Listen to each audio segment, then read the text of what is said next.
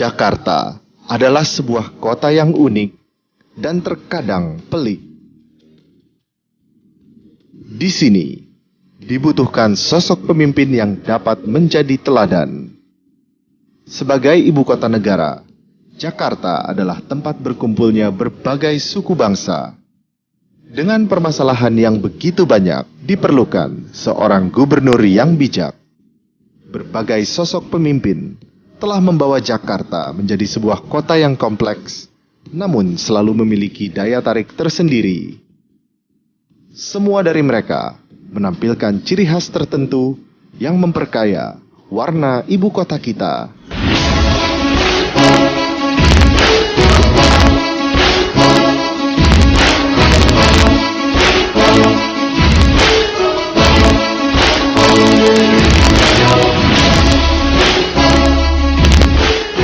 Pemirsa, menuju Jakarta 1 kali ini akan mengajak Anda untuk berbincang, berdiskusi santai dengan calon gubernur nomor urut 2 Basuki Cahayapurnama.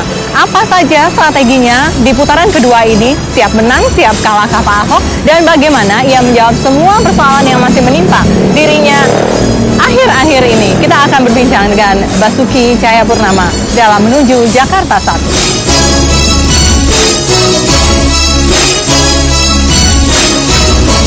Halo Pak Ahok, apa kabar? Bapak bawa handphone, saya juga bawa handphone nih. Jadi mau ngobrol atau kita sebentar? Handphone-handphonean. Kirim dulu sebentar. Oke. Masih sibuk aja ya Pak ya? Ya, ini urusan orang sakit masih cepat ini. Oh, bagus sekali. Walaupun masih dalam cuti begitu, tapi tetap saja. Enggak lah, minimal kita bisa bantuin kan di mana masalahnya. Gitu. Apa tadi yang di SMS? Bener ya, urusan sakit atau kampanye ini? Orang sakit. Orang sakit, nggak usah kita lihat kan? Orang apa sakit, Pak? kita punya banyak orang sakit. Ya, kita temukan beberapa orang sakit itu kan perlu kita kirim orang ya. Oh langsung, itu yang ini ya, SMS yang semua orang tahu itu ya? Ini bisa contohnya nih. Oh ya bener ini, Pak Ahok nggak bohong. Nih, orang sakit di mana nih Pak? Ya Allah kasihan sekali. Dia butuh cepat. Yang butuh cepat gitu ya kita harus cepat-cepat lakuin gitu. Tapi dia udah punya KJS dan lain sebagainya? Nah biasanya kalau nggak ada tuh kita langsung bantu masalah di mana. Ini sambil kita ngecek orang-orang kita itu kerja apa enggak. Kan cuti kan. Kan kita ada ketok pintu layanin dengan hati. Iya. Misalnya kita cek nih orang ini betul nggak diladenin. Kalau benar, harusnya kan dia orang sakit itu kan ada dokter yang datang. Iya. Nah dokter yang datang itu mereka harus dilayanin. Nah, kalau dia ada berarti program dinas kesehatan yang kita canangkan jalan. Ini jalan nggak tadi yang dikirim? Jalan. Itu daerah mana? Ini daerah Cilincing tadi. Oh oke. Jadi kita, jadi mau nggak mau masih ngecek kan. Kalau benar berarti oke. Ini juga yang sakit juga satu. Tapi di masa-masa seperti ini Bapak masih peduli, masih menyempatkan waktu. Ya justru gitu. ini kesempatan ketika kita dinonaktifkan, saya punya waktu lebih banyak untuk mengecek di lapangan. Kalau waktu putaran pertama kan saya ngecek lapangan bisa soal banjir, nah, kita lagi musim ya.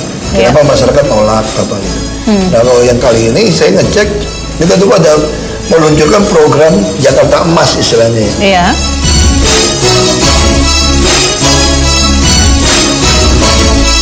Itu adalah program orang dari janin sampai lansia. Nanti dinas kesehatan tanggung jawab. Jadi lebih cocok itu dikatakan itu program preventif, bukan kuratif pengobatan. Jadi preventif atau promotif. Kalau orang bisa dicegah sakit, itu jauh lebih hemat uang. Bukan hanya hemat uangnya, produktivitasnya kan mereka menghasilkan banyak. Iya. Nah jadi itu kita lagi fokus. Kita ada misalnya ketok pintu layanin dengan hati. Dokter, perawat, bidan turun. Iya. Sebenarnya kalau kita bilang pasukan putih kan nggak enak kan. Ya kita sudah ada pasukan, kita kasih warna. Iya, ada pasukan orange. Kalau pasukan putih nggak enak, katanya samain dengan pegawai kasar kan nggak enak. Pasukan kalau putih sama kotak-kotak ini nggak usah dulu lah ya. Kita sebut pasukannya seperti itu ya Pak Ahok. Pak Ahok, ini di putaran kedua ini Bapak rasanya masih banyak begitu ya kesibukannya begitu. Menganggap bukan remeh lah ya, menganggap biasa-biasa saja putaran kedua ini begitu, atau lebih berat daripada putaran pertama? Saya dari dulu saya sampaikan ke teman-teman tim saya bisa hari ini posisi saya itu karena saya kerja, karena yang saya suka nolong orang kan. Jadi kalau orang bilang kenapa nggak kampanye kayak gini, ya kita kerja aja, ikhlas saja. Iya. Saya yakin keikhlasan saya yang membuat saya bisa posisi jadi gubernur.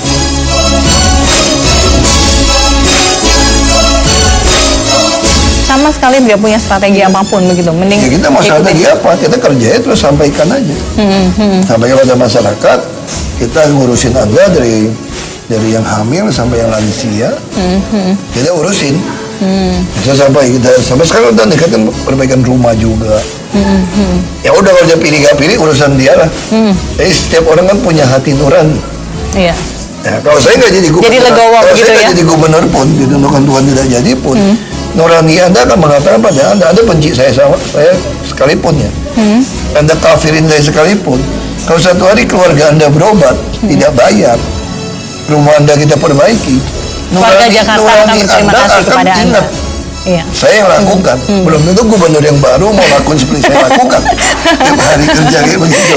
Kau sudah bilang gubernur baru, jangan-jangan ini udah pesimis. Jangan enggak, dulu udah saya nggak paham. pesimis. Saya katakan kita kepuasan pada kami itu 70% lebih tuh. Iya. Secara logika, kalau orang puas kepada kerjaan Anda 70% lebih, harusnya untuk capai 50% plus kan tidak susah. Iya, tapi faktanya tidak demikian Pak Ahok. Ya Kenapa? karena ada unsur fitnah agama juga. Persidangan ini yang membuat kita turun. Terus ada kampanye pilih gubernur muslim. Itu kan sebenarnya sesuatu yang melanggar undang-undang. Kita bernegara kan sudah ditentukan. Semua warga negara punya hak Yang sama. teman-teman hukum maupun pemerintah. Ya, itu aja faktor. Maka kita nggak tahu. Ini yang saya katakan, saya sudah. Kalau Anda tidak mau pilih saya pun, saya ikhlas saja bekerja. Toh nanti nurani Bekerja Anda, sampai di menit terakhir. nurani Anda juga akan mengganggu Anda satu hari. Karena saya telah membangun sebuah standar yang tinggi tentang pelayanan. Saya kira itu. Oke, tapi ini bukan ancaman ya. Nurani Anda akan mengganggu Anda. bukan. Tidak, sama Saya sekali. percaya, sama sekali saya kan. Saya kenapa mau terjun ke politik? Karena nurani saya mengganggu saya. Saya nggak bisa bantu orang miskin yang sakit, yang sekolah dengan uang saya. Itu mengganggu saya sampai akhirnya saya terjun ke politik. Nah, makanya saya juga bilang sama nurani saya nih, kalau memang orang tidak mau pakai saya lagi, ya Anda jangan ganggu saya lagi dong. Berarti saya berhenti.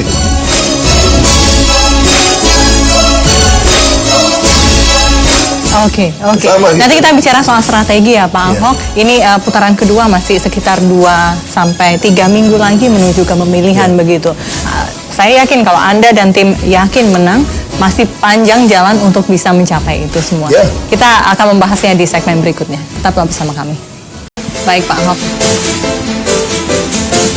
Kita teruskan tadi ya Pak ya. Kita bicara soal putaran kedua ini. Bagi Bapak berkampanye di putaran kedua ini apa yang berbeda dengan putaran pertama? Saya ingat betul tim ses Anda begitu sangat yakin mengatakan Pak Ahok 1 putaran, menang 1 putaran saja. Tapi ternyata faktanya tidak demikian begitu. Apa yang membedakan nanti strateginya di putaran kedua ini Pak Ahok? Saya kira itu bahasa tim ses ya. Semua tim ses akan berbicara seperti itu. Semua orang jual kecap juga jual kecap nomor 1. Oke. Nah bagi kami begini. Sebetulnya setelah saya difitnah menista agama Islam, lalu jadikan tersangka, terdakwa, itu kan beberapa banyak orang Muslim di Jakarta kan tiba-tiba kan percaya saya menista agama. Lalu yang mau pilih saya kan turun. Dari kepuasan 73% ke atas, orang yang mau milihnya katakanlah 55-65%, Iya. nggak ada tanding misalnya gitu kan, tiba-tiba di bawah 20%. Iya. Bahkan ada beberapa yang konsultan politik mengatakan Khawatir tidak ada fenomena yang lain kami begitu ya. tidak bisa mencapai putaran kedua, karena nggak ada satu partai pun bisa mencapai putaran pertama. Bahkan saya akan jadi nomor 3. Tapi kan ternyata kan saya katakan masyarakat kan punya nurani. Dia bisa lihat dong. Kalau bilang niat menghina agama, itu kan mesti lihat hanya Tuhan dan saya yang tahu. Kalau mau tahu saya, Anda harus lihat karakter saya dong. Saya dari kecil sampai hari ini pernah nggak sikap saya, tutur kata saya menghina orang Islam atau memilih? Tapi banyak orang yang masih Pegawai saya, misalnya saya benci Islam ya, pegawai saya masih Islam nggak? Tapi banyak begini Pak Ahok, banyak yang mengatakan Bapak masih tidak terlalu sincere begitu ketika memohon maaf atas apa yang Bapak ucapkan. Makanya itu kan demikian, orang kan Pak? ngomong begitu kan susah kita ngomong. Kita nangis pun orang mengatakan acting, pencitraan. Kalau kamu udah benci saya udah nggak usah ngomong lagi lah. Ya kan? Saya penggal kepala saya juga, kamu juga tetap nggak terima saya kok. Karena udah kebencian. Oke. Anda udah nggak bisa terima saya sebagai gubernur Anda karena beda agama. Mau ngapain lagi? Oke. Ini terjadi di Belitung juga, di Bangka Belitung. Tapi waktu itu Anda tetap menang begitu ya? Saya kalah Bangka Belitung. Oh, Babel Yang kalah penting ya? bagi saya, apapun perlakuan Anda kepada saya tetap berbuat baik. Saya nggak pernah mandang Anda Islam atau enggak. Dan keluarga saya dari kecil, yang jaga apotek ibu saya sampai sekarang masih kerudungan. Iya. Pembantu saya di rumah juga kerudungan. Nah kalau saya benci Islam, semua sopir emang kurang Kristen ya? Saya mau tanya, emang jadi pembantu kurang yang Kristen, kurang yang Katolik? Sopir satpam kurang yang Kristen, kurang yang Katolik, kurang yang Buddha? Betul nggak? Kalau saya seperti itu ya, nah makanya udah. Jadi Pak Ahok, Ini kalau politik, ada yang coba kita harus ngomong jujur. dipersalahkan Kalau bukan siapa ya pilkada. Pak Ahok? Salahnya ya karena pilkada pengecut saja, nggak berani ngadu program. Dari dulu begitu. Siapa yang Anda bilang pengecut? Saya nggak tahu oknum tim ses yang mana. Harusnya pilkada kan ngadu program, visi misi, bukan ngadu agama. Iya. Makanya saya tulis dalam buku saya tahun 2008, negara ini banyak oknum elit berlindung di balik ayat suci. Seorang Padang yang hebat pun nggak bisa jadi gubernur di Makassar, apalagi di Papua. Nah, itu yang saya katakan. Saya yakin kalau bukan karena kasus soal agama seperti ini, dia mau jualan apa coba? Dan Bapak akan tidak tertandingi seperti itu. Sekarang jualannya apa? Kalau kita ngomong di lapangan, Siapa maksudnya? tanda tangan. Paslon nomor Pasal 3 nomor begitu? 3 ada formulirnya, kita lapor ke Panwaslu. Kalau kamu mau disolatin keluarga kamu meninggal, tolong tanda tangan dulu isi. Kita akan jemput jenazah, urusin. Ini kan bukan karangan, ini udah Tapi tempel. bukannya like it or not itu adalah fakta politik yang harus, mohon maaf Bapak Ahok Oh ya, jalani begitu ya? saya justru saya katakan ini saya kan jalanin, hadapin. Makanya saya senang sejarah memilih saya untuk melihat negara ini 171 tahun merdeka. Kita mau ke negara Islam atau negara Pancasila dengan penduduk Islam terbesar. Oke. Kita harus pilih, ini negara harus pilih. Kita nggak bisa elakkan sekarang. Dan batu ujiannya adalah pilkada DKI. Menurut Anda seperti itu menurut ya? saya ya batu ujiannya saya. Anda suka nggak Anda suka pribadi. dengan saya. Iya. Saya kerja dengan baik kok, kamu puas kok. Kamu nggak mau pisah cuma gara-gara agama. Kita lihat aja berapa banyak anak orang miskin yang masih pakai sepatu butut sekolah atau tas butut di Jakarta. Nggak ada. Pak Ahok, dengan berbagai macam isu yang Anda hadapi saat ini begitu, termasuk juga persidangan dan lain sebagainya. Bagaimana Anda memanage waktu untuk berkampanye, tetap tadi juga melihat informasi terkini mengenai warga dari Jakarta dan lain sebagainya. Tidak kan terus kemudian Anda ini manusia loh ya, hatinya kan juga terbagi begitu kan. Ada keluarga dan lain sebagainya, ada istri dan ada 2 orang anak ya Pak ya, kalau nggak salah begitu yang harus menghadapi 3 orang anak yang harus menghadapi semua ini. Bagaimana Anda membagi perasaan Anda Pak Ahok? Ya, saya bilang Anda harus tahu kenapa saya masuk ke politik. Itu dulu harus tahu. Saya nggak suka politik. Saya nggak pernah ikut AMPI, KNPI zaman Orde Baru. Saya pengusaha nggak pernah ikut. Nggak pernah ikut partai politik juga. Masalahnya ketika perusahaan saya untung besar pun, bisa 150.000 US dollar pun 1,5 miliar. Saya habiskan bantu orang miskin 1 miliar pun tiap bulan, nggak cukup. Tanya sama akuntan saya, tiap bulan nggak ada duit saya. Karena orang miskin yang sakit, yang sekolah, yang rumahnya mau ambruk, begitu banyak. Nggak sanggup. Jadi bapak saya bilang, kamu masuk politik aja. Untuk bisa membantu. Lu nggak orang. cocok jadi pengusaha sekarang. Katakanlah 1 miliar kamu kasih 500.000 satu orang. Dulu gaji hanya 400.000 lebih. 2.000 orang habis. Di kampung kita mungkin 7.000 orang bisa berimpit-impitan mati. Dengar lu tiap bulan bagi 500.000. Coba kalau kamu jadi pejabat, kata bapak saya. Semua orang bisa kamu bikin punya penghasilan 500.000. Nah, bapak saya meninggal tahun 97. Lalu tahun 99, 2001, saya perusahaan untung besar. Saya nggak bisa nolong orang banyak. Kalau Jadi saya itu cikal bakal Anda masuk politik. masuk ke politik. Iya. Nah, keluarga saya tahu persis. Saya lebih nggak enak hati saya lihat orang miskin di sekolah. Sekarang saya tanya, ada nggak filantropis di dunia paling kaya bantu orang sampai ratusan juta US dollar per tahun? Nggak ada. Kalau dia sampai puluhan juta, ratusan juta, dia udah taruh di fund manager. Iya. Dia taruh di fund manager, dia taruh di dana abadi untuk bantu orang miskin di yayasan. Nah, makanya saya kenapa mau masuk ke sini? Sekarang bayangin, tahu nggak berapa KJP kita kasih? Itu hampir 200 juta US dollar. Oke. Nanti kita bicara programnya nanti ya Pak Ahok. Kita harus break dulu, kita akan kembali sesaat lagi. Pak Ahok, ini masih ada waktu 2-3 minggu begitu ya. Kalau kita bicara soal strategi, ada 30%, kurang lebih 30% begitu suara yang bisa diperebutkan di putaran kedua nanti. Dan juga 17% suara muntahan begitu ya dari AHY begitu. Apa strategi tim Anda, Pak? Ya, kamu mesti tanya sama tim suksesnya. Tapi think tank salah satunya adalah pada Anda dong Pak Ahok. Saya udah samanya pada tim sukses. Saya ini kantong-kantong mana sih Pak yang waktu itu masih kurang dikerjakan? Saya ini petahana. Kalau orang tidak mau milih saya karena agama, kamu mau ngapain pun nggak bisa. Ini soal tapi masih ada harapan loh Pak. Makanya membalikan menjadi rasional kembali itu kan masih ada. Itu kan tugasnya tim ses, tugasnya ulama, tugasnya kiai, ustadz yang betul-betul mengerti ajaran rahmatan lil alamin. Saya nggak mau campur. Itu kan kalau urusan jamaah kan bukan urusan saya nggak mau campur. Ini kan urusan beda loh. Satu pihak mengatakan tafsirannya memilih yang kafir masuk neraka. Emang saya kafir? Ini juga berdebat. Orang Nasrani, Kristen kafir atau bukan?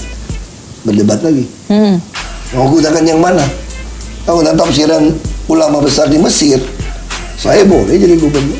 Perempuan boleh, ada fatwanya di Oktober 2016 dan nomor fatwanya lagi saya pernah lihat. Nah itu kita kalau saya ngomong nggak akan ketemu. Ya itu tadi kembali merasionalkan orang-orang yang masih menjadi bidikan untuk bisa memilih pasangan Basuki dan Jarod apa. Merasionalkan orang yang mencari Tuhan, mencari agama dengan betul, akhirnya balik ke Tuhan.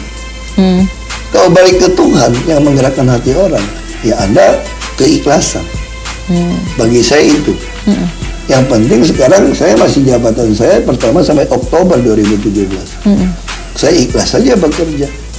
Nah, saya bilang sama tim saya, kalau di lapangan kamu ketemu orang yang mengkafirkan saya sekalipun, jangan dibalas. Kalau bukan jangan dibalas saja. Kalau dia memang rumahnya mau roboh, ada program perbaiki rumah, tetap kita perbaiki. Sekalipun dia mengkafirkan saya, tidak mau pilih saya, karena tugas saya kan saya gubernur, saya disumpah untuk itu.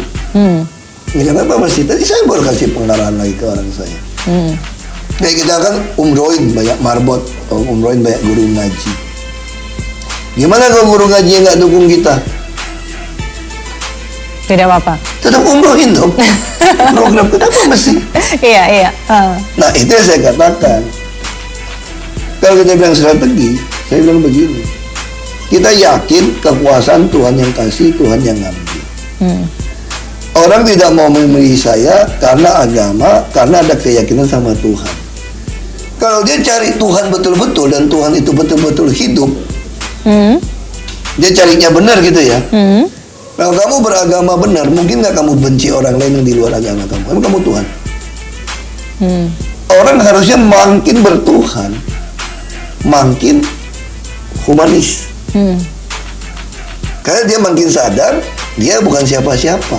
Nggak ada manusia sempurna. Nah kalau dia balik kayak begitu, ya kita ikhlas saja, kita akan terus bekerja. Soal orang menemukan Tuhan atau tidak, itu terserah dia begitu ya. Pak Ahok, tapi mohon maaf, ada juga yang mengatakan bahwa bukan hanya masalah agama saja, tapi masalah sikap. Oke, Pak Ahok pekerja keras, banyak sekali keberhasilan, tapi banyak melukai karena kata-katanya yang tidak terlalu lembut. Itu bagaimana Pak Ahok? Ya, apa bisa itu dirubah kalau seandainya ada kesempatan kedua? Silakan saja. Sekarang Anda lihat 1-2 tahun lagi, mana sih yang itu? Kalau ada orang marah-marah sama ibu-ibu yang main KJP, karena kan dia juga main politik, sengaja datangin DPRD. Anda lihat nggak posisi itu? Saya masih sabar. Nah, masalah saya sama, hati, mulut, pikiran sama. Kalau saya mau berpolitik, saya melakukan pencitraan. Saya kan mendidik. Anda jadi orang tua punya anak, Anda jewer nggak anak Anda kalau dia nakal, nggak sesuai? Apakah Anda tidak sopan? Saya sama orang tua sopan nggak? Sopan, teknik kampung saya. Kalau saya nggak sopan sama orang tua, saya mau nggak kunjungin guru-guru saya pulang udah jadi orang begitu. Oke. Itu kan cuma fitnah, ada TV aja ngambil sesuatu yang itu yang setengahnya mancing udah di frame. Oke. Dan saya juga orang kebetulannya untuk apa pura-pura. Saya sampaikan aja apa adanya. Iya, oke. Pak Ahok, masih mengenai strategi, begitu. Terakhir, salah satu lembaga survei menempatkan pasangan calon nomor urut 3 lebih unggul dari Anda. Hampir kurang lebih 9-10%. Seperti itu. Kembali lagi, masih ini mumpung ada waktu, adakah strategi untuk membalik semua ini? Selain daripada bicara masalah hati nurani dan lain sebagainya. Saya udah bilang gitu kan, itu kasih ke tim ses. Kalau menurut saya, survei segala macam, kita tunggu aja tanggal 19. Kita harus tunggu. Kalau memang orang Jakarta memutuskan, kayak kamu tadi pakai HP gitu ya, yang kamu suka, yang mahal. Terus tiba-tiba ada HP merek lain yang nggak baru menjanjikan. Anda puas tuh dengan HP Anda, harganya sama, merek berbeda. Anda buang nggak HP Anda yang tadi? Ganti yang merek yang satu masih menjanjikan, yang satu sudah ada bukti. Makanya saya tanya, tadi kamu contoh tadi ada pegang-pegang HP toh. Yang satu masih menjanjikan. Saya nggak usah sebut merek deh. Saya nggak usah sebut merek. Ini HP mahal, bagus. Semua orang pengen HP ini, puas 70%. Lalu ditawarin sebuah HP buatan yang nggak jelas mereknya, harga sama. Anda buang nggak HP Anda beli yang sama harganya? Kalau HP yang bagus ini kadang-kadang suka ngadat, kadang-kadang suka ini itu gimana? Betul, Anda ganti. Tapi ketika Anda puas dengan HP Anda yang tadi 70% lebih puas, beda. Tapi kalau Anda puas kepada HP Anda di bawah 50%, mungkin. Ini manusiawi. Saya kira ini manusiawi. Logika manusiawinya itu. Kecuali Anda ini anggap ini barang haram, nggak boleh dipegang. Jadi ada hubungan dengan surga neraka. Mungkin Anda akan putuskan berbeda. Itu yang saya maksud gitu.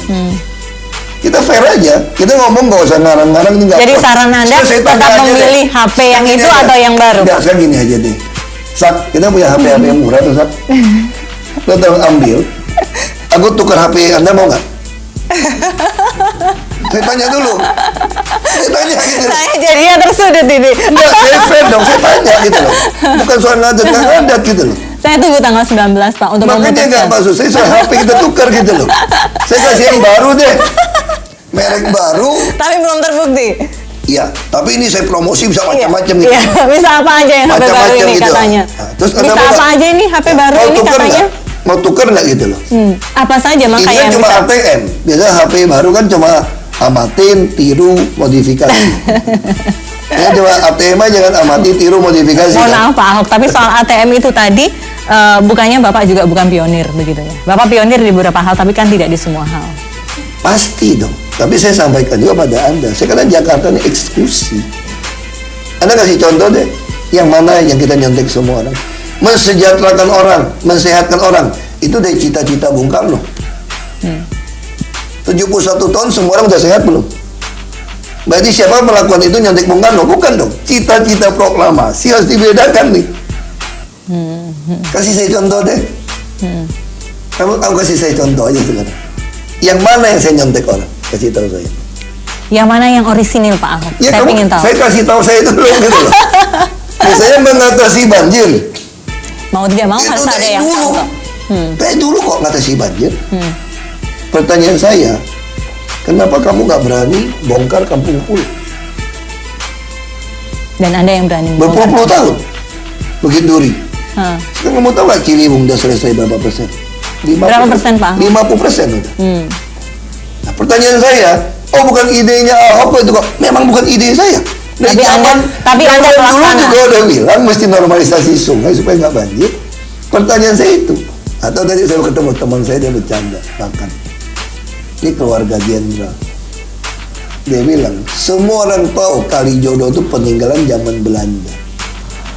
Pelacuran. Dari zaman Belanda. Semua gubernur dipesanin supaya habisin Kalijodo. Lalu sekarang saya habisin.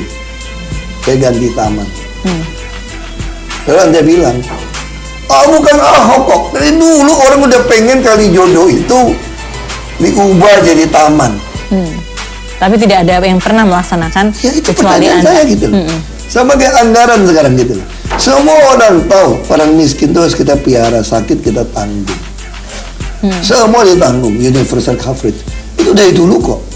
Orang semua tahu kok itu kok. Kalau ditanya semua tahu kok. Persoalan saya nggak bisa terima Anda karena Anda bukan muslim sebagian. Atau yang lebih halus Anda kasar. So, saya kasar di mana lagi? Terus saya tanya balik. Kalau saya nggak kasar lagi, kamu mau pilih saya nggak? Kamu nggak mau. Aku kapan kasar sekarang? 2 tahun kapan kasar? Nggak mau pilih juga. Kecuali Anda suruh saya jadi mualaf. Beberapa orang bilang, saya bilang ngapain gue gara-gara jabatan gubernur 5 tahun pura-pura masuk Islam, nggak dapat hidayah. Gila apa? Berarti kamu mau bohongin Tuhan dong demi jabatan. Nah, saya lebih baik pilih nggak terpilih daripada saya pura-pura jadi mualaf. Emangnya jabatan gubernur segala-galanya mengorbankan menipu Tuhan? Sama sekali, nanti Nggak seperti itu ya berani saya Pak. nipu Tuhan. Baik, kalau Saya gitu. sih begitu. Nanti kita bicara program ya Pak ya, termasuk program yang ditawarkan pasangan calon nomor urut 3. Tetaplah bersama kami. Ya, kembali di Menuju Jakarta 1, kita bicara soal program pasangan calon nomor urut 3. Begitu, apa yang Anda kritisi dari beberapa program? Yang mereka andalkan adalah ekonomi kreatif, gitu, dengan program OKOC-nya. Lalu yang kedua, masalah rumah dengan DP 0%. Itu salah satu atau 2 yang saya ingat. Ya, Bagaimana tanggapan Anda, Saya Pak? sih tidak mau mengkritik itu ya. Saya minimal yang kami lakukan itu melebihi yang mereka tawarkan. Kalau Anda cuma program pelatihan itu nggak cukup. Itu udah pemerintah lakukan berkali-kali. Nah, kita bukan cuma bicara nama saja. Yang kami bikin kan jelas adalah pelatihan, menyediakan sarana, mempatenkan, membuat perusahaan, sampai menyediakan kantor subsidi, sampai menyediakan modal 80-20. Ketika Anda untung, Anda dapat 80-20. Nah, itu yang kami bikin di Jakarta Creative Hub. Atau kita mau bahasa Indonesia, ada tempat kumpul kreatif. Nah, lalu soal perumahan, orang kalau gaji 3 juta, nah ya kan jadi koreksi juga 7 jutaan. Anda kalau cuma gaji 5 juta di Jakarta, nggak bisa cicil rumah. Makanya kami subsidi. Kami ingin pasangan muda itu gaji 7 juta pun 10 juta. Anda nggak sanggup beli di Jakarta. Anda boleh beli di pinggiran, asal Anda bisa kos apartemen. Makanya kami membangun banyak apartemen di atas depo MRT, termasuk kereta api, termasuk di terminal. Supaya pasangan muda itu mempunyai waktu keluarganya baik. Kalau sekarang kan habis 5 jam. Dia hari biasa bisa kerja di sini, dia tidak perlu kos, sewa apartemen harga kos, 2,5 juta, mampu dia. Nanti kalau gaji udah 11 juta ke atas, baru kita bicara jual ke mereka. Kita bisa cicil, tambah bunga nggak apa-apa. Nah, kita udah bikin skemanya. Kalau Anda gaji 3 juta, bisa nggak sewa harga kos 7,5 juta? Nggak bisa. Anda cuma bisa bayar sewa 450.000 sebulan. Dan itu sudah Anda adakan? Nah, kita udah lakukan. Itu pun kita sebenarnya nggak pengen ambil uang kamu 450.000. Ini buat disiplin saja. Gimana cara balikinnya? Naik bus nggak bayar. Sekeluarga nggak bayar. Terus dapat KJP anaknya. Dan transportasi ditanggung ya dari apartemen tersebut ke tempat kerja. Jadi buat orang yang gaji masih rendah, kita tolong dia lah supaya satu generasi bisa jadi sarjana. Nah, itu kita lakukan sebetulnya. Nah, soal beli rumah udah jelas. Kalau mau bisnis mesti langsung modal 80-20. Bukan asal kasih, mesti ada produk dulu. Siapin sarana dulu. Rumah juga sama. Ya kan kamu nggak mampu nggak gaji 3, saya kasih kamu 1 apartemen deh. Kamu tahu nggak biaya rawat apartemen berapa? Iuran pemerintah lingkungan. Kalau 36 meter persegi, hampir 1 juta. Paling murah 800.000. Jadi yang ditawarkan oleh kawan sebelah itu menurut Anda udah dikoreksi. Sudah koreksi 7 juta. Awalnya tidak masuk akal. Iya kan udah koreksi juga akhirnya kan. Ya udah nggak apa-apa lah. Maksud saya gini lah. Kita nggak perlu berdebat. Nama juga orang amatin tiru modifikasi toh. Modifikasi kok orang percaya, makanya sekarang yang dijual. Dan itu sah-sah saja. Makanya yang dijual itu apa sekarang? Nggak mau sholatin yang pilih saya, tanda tangan. Ini fakta di lapangan kita temukan. Oke. Itu yang saya bilang bisa dipakai. Kalau yang soal berdebat program, ya kita boleh berdebat lah. Saya bukan mengusulkan, saya udah lakukan semua. Sudah lakukan. Anda ngomong aja mau program apa, sampai A sampai Z dia bisa jelas. Jadi nggak ada strategi khusus dalam nanti debat pilkada putaran kedua. Berdoa saja udah. Berdoa saja. Bagus sekali itu Pak Ahok. Menentukan kita jadi gubernur lagi ya terus kalau ya sudah. Oke, kalau Tuhan menentukan Pak Ahok jadi gubernur lagi, apa sih Pak Ahok yang mau diperbaiki dari sisi sikap, dari sisi kinerja? Ya kalau sikap saya kira sama aja sekarang. Akan sama saja. Iya kan, sama saja tuh. Yang penting saya tidak mengucapkan kata-kata kotor, ya kan? Terus apalagi mecat orang tetap mecat. Kamu kalau orang DPRD kalau mau nyusupin anggaran tetap aja ada berantem. Buat apa sikapnya baik sama anggota DPRD yang nyolong, tapi tidak baik pada masyarakat. Yang lain. Tidak, harus pilih. Iya. Tugas saya itu mengadministrasi keadilan sosial. Saya harus administrasi dengan baik uang ini gitu. Iya. Nah kalau program, ya kamu akan lihat namanya ruang publik terpadu ramah anak akan bisa 1.000 lebih. Iya. Lalu apa lagi? Anda bisa lihat kayak model Kalijodo itu bisa tambah berapa titik. Yang model tempat kumpul kreatif kayak Jakarta Creative Hub itu bisa puluhan. Anda bisa lihat semua Wi-Fi? rumah Wi-Fi nggak usah ngomong karena Semuanya, seluruh kita Jakarta. pasang 6.000 CCTV. CCTV kami itu tidak mungkin jalan tanpa Wi-Fi. Nanti Jakarta ini sama Singapura ini mirip. Makanya kita udah paksa semua gedung untuk tahun 2018 udah bukan 4G, 4.5G. Itu dengan kuota yang semua tempat umum bisa pakai buat anak muda. Dan apalagi anak muda, pasangan muda bisa tinggal di tengah kota dengan harga kos. Kita bangun baik di atas stasiun depo kereta api. Kamu juga bisa bayangin tempat jalan paling panjang, paling bagus di dunia saya kira. Dari Monas sampai Senayan 7,7 km. Ada bundaran HI Nari, ada Monas yang bagus, ada Semanggi, ada hutan kota, terus ada Senayan. Ada MRT tempat masuk. Itu targetnya kapan? Ya dalam 5 tahun pasti dalam kita 5 tahun? selesaikan. Atau plus kemudian menjadi presiden? Nah, itu kan urusan Pak Jokowi ya. Itu pasti bisa kita selesaikan dengan baik. Semua lampu udah LED. Apalagi kita katakan, nggak ada lagi rumah orang nggak ada sertifikat. Karena kita udah bebaskan. Maka rumah yang tidak dipakai untuk usaha itu tidak bayar PBB. Mengenai kesehatan dan pendidikan Pak Ahok, apa yang mau ditingkatkan? Kesehatan nggak usah ngomong. Kita sekarang udah ketok pintu layanan hati. 1 dokter, bidan, perawat layanin 5.000 pasien, 5.000 penduduk. Bukan sakit ya. Kita datangin rumah-rumah. Saya jamin nggak ada rumah yang jelek. Karena kita akan bentuk pasukan merah untuk mengerjakan semua rumah masyarakat yang nggak mampu perbaiki atap atau rumah yang buruk. Kita udah punya pasukan hijau, taman dan kuburan. Kita punya pasukan kuning, perbaikan jalan Bina Marga. Kita punya pasukan biru untuk perbaiki air, semua saluran air. Kita punya pasukan ungu. Ini ungu ada 2, ada PPSU dan Dinas Lingkungan untuk air juga. Kita punya pasukan ungu untuk memperbaiki orang-orang yang penyandang masalah sosial. Soalnya kita punya pasukan putih saya bilang tadi, yang dokter tadi. Terus ada pasukan merah. Khusus di bawah Dinas Perumahan untuk memperbaiki rumah-rumah rakyat. Ya, itu jika menang.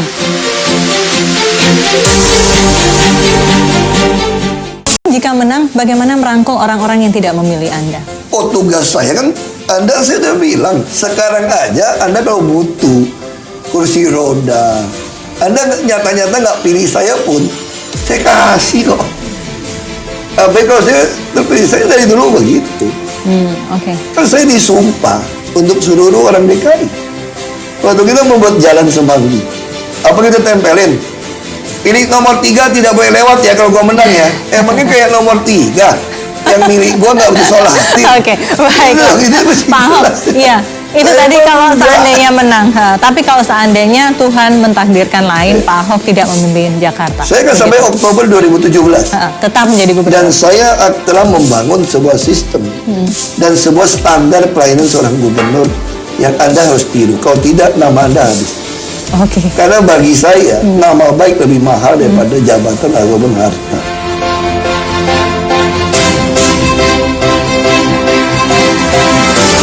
Kamu sanggup gak tiap hari terima orang datang pengaduan, surat, ngurusin orang datangin rumah orang sakit? Jalan-jalan gak kamu gitu loh? Itu udah standar. Terus Anda hilangkan gak? Saya punya upload ke YouTube, transparansi semua anggaran, termasuk putusan-putusan penting terhadap bos-bos pengembang properti, izin-izin bangunan. Itu semua kita upload. Nggak ada fitnah, kalau sekarang cuma fitnah. Bilang saya belain pengusaha segala macam. Saya mana ada istilah belain, kalau kamu benar saya belain salah ya saya nggak belain. Pak Ahok, ini kan ada dua hal. Iya, iya. Pilkada dan ini pengadilan begitu.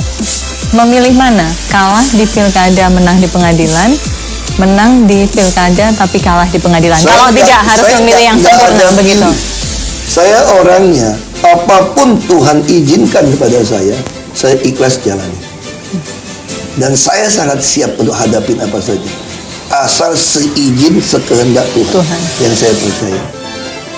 Karena tanpa Tuhan saya nggak berani kerja apa-apa. Oke.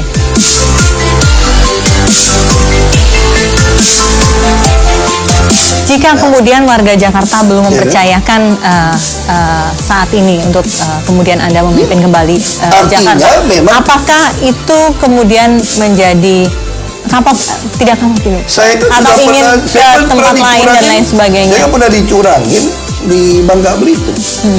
Jadi ini udah biasa? Udah biasa, saya hanya percaya apa rencana berikutnya? Sejarah itu adalah ceritanya Tuhan, milik Tuhan. Makanya saya ikhlas jalanin hidup ini. Apa rencana berikutnya, Pak? Saya nggak tahu. Yang pasti saya mesti cari kerja. Dan pasti saya cari kerja dan saya nggak bisa memenuhi semua undangan kawinan dikirimin bunga karena uang saya nggak ada dana. Dan saya nggak ada bunga lagi semua orang sakit. Karena saya terbatas. Makanya saya harap sistem yang saya bangun. Kecuali ada kesempatan di daerah lain mungkin, Pak. Nggak juga. Untuk apa kembali lagi? Saya pikir bagi saya kalau orang Jakarta udah nggak mau sama saya, ya berarti selesai. Ngapain mau jadi gubernur lagi? Gubernur di daerah lain, Pak Ahok? Saya pikir nggak, udah terlalu tua lah. Oh, siapa bilang Pak tua?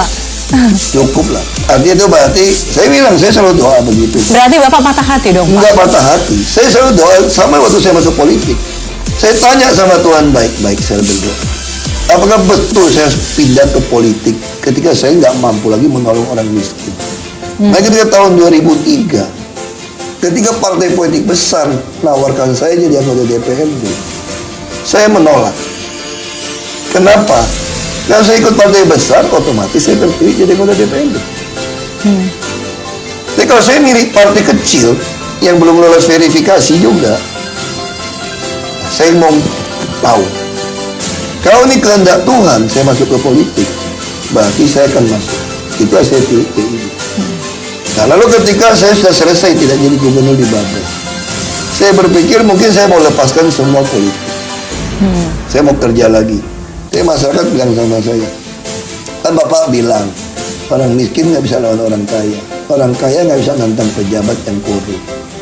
Kenapa Bapak nggak mau masuk ke DPR RI? Saya bilang DPR RI. Banyak partai nawarin. Terus saya kenapa pilih Golkar juga? Karena Golkar itu hanya 4 nama udah kelebihan 1. Babel cuma pilih 3 kursi. Nggak mungkin nomor 4 bisa dapat. Lalu saya dikasih nomor 4. Saya terima. Saya pengen tahu apakah betul takdir saya akan kembali ke politik. Ternyata MK memutuskan suara terbanyak yang masuk. Dan saya menang. Masuk ke Komisi 2. Di Komisi 2 nggak bisa buat apapun, terus setengah tahun saya berpikir apakah saya mesti berhenti. Mereka suruh saya kembali ke Babel, karena Babel itu ada kesempatan saya jadi gubernur. Lalu datanglah gubernur yang udah meninggal, dia bilang sama saya, boleh nggak kalau ngalah buat saya, kamu jangan maju. Kalau saya maju mungkin bersaing, atau jadi wakil saya enggak. Terus saya desak. Terus saya bilang, ya sudah, kalau Bapak mau, silakan Pak.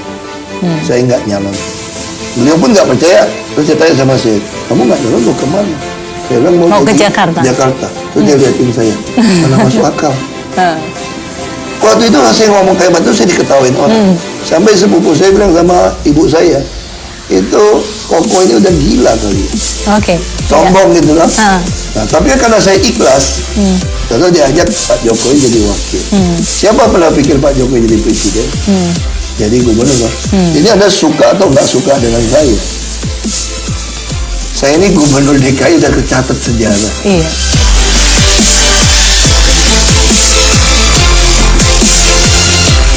Bagi saya itu sudah satu keberuntungan, kebersyukuran saya, keyakinan saya, keikhlasan akan mengantarkan Anda mendapatkan jabatan. Itu yang saya yakini. Oke. Kalau tidak jadi gubernur pun, kalau kita ikhlas menolong orang, Tuhan akan mencarikan saya, memilih saya Jalan. untuk bekerja jalan. Baik, terakhir Pak, siapa sih nasihat orang yang paling Bapak dengar? Nabi Isa, Oke, baik Pak. Selain ya, kalau Anda ngaku beriman, saya juga beriman banget. Saya juga sangat religius. Religius saya juga puritan. Orang bicara agama, saya puritan. Tapi puritan saya tidak membenci orang. Semakin puritan keyakinan saya, maka saya akan semakin menolong orang yang miskin dan susah. Membutuhkan pertolongan. Bukan membenci orang yang beda dengan agama saya atau beda keinginan saya. Itu puritannya saya. Dia bukan puritan murni ajaran agama lalu mengkafirkan orang lain. Enggak. Itu sudah termasuk pesan-pesan Anda ya Pak Ahok? Iya. Ada pesan lagi untuk warga DKI Jakarta pada Ya, tanggal saya 19 pesan April nanti? datanglah ke TPS untuk memilih sesuai nurani Anda. Anda pilih yang terbaik menurut nurani Anda. Kalau kita hidup hanya sekali. Oke. Sampai meninggal pun kita tetap nurani akan terus selama hidup akan terus menghukum, memperingatin kita sampai kita ketemu Tuhan. Kita nggak ada tuh orang ada pulang ke akhirat balik lagi kasih tahu surga neraka benar atau tidak. Iya. Dan kita beriman untuk itu. Kita beriman hari ini karena kita percaya ada akhirat, ada surga dan neraka.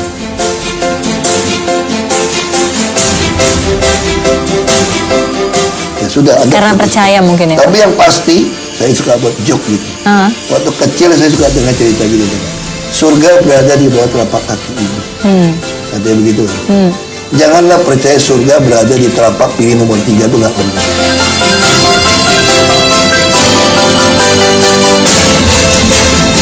Pilih nomor 2 juga Kembali lagi. masuk surga, nggak jamin. Dan juga nggak jamin masuk neraka. Iya, itu urusan Tuhan. Oke. Seseorang masuk surga atau neraka itu adalah hak Prerogatif Tuhan. Baik. Bukan ditentukan oleh pilkada. Oke, baik Pak Basuki Cahayapurnama, terima kasih atas waktu Anda Pak. Sukses buat Anda apapun yang terjadi tanggal 19 April nanti. Mudah-mudahan lihat saja kuasa Tuhan. Lihat kuasa Tuhan dan insya Allah yang terbaik buat Pak Ahok, keluarga dan warga DKI Jakarta. Itu tadi sajian kami 1 jam menuju Jakarta 1. Kami akan kembali pekan depan tentunya dengan topik-topik hal lainnya. Saya Fesi Alwi pamit. Selamat malam, sampai jumpa. Pak Ahok, terima kasih banyak.